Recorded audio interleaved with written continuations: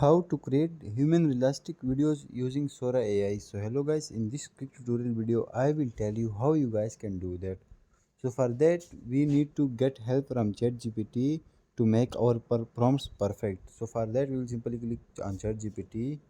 Here you guys will simply tell ChatGPT that I want to create human realistic videos using Sora AI.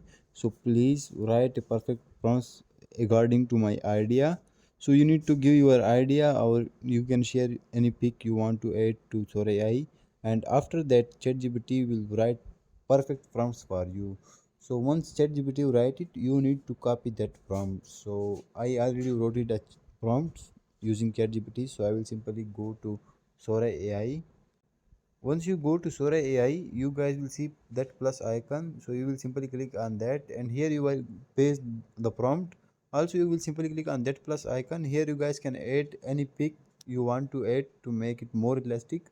After that, you need to click on that right corner arrow, and once you click on that, your video will be added to reports in queue. So once it's ready, you guys can watch it and download it. So that's how you guys can do that. Thanks for watching.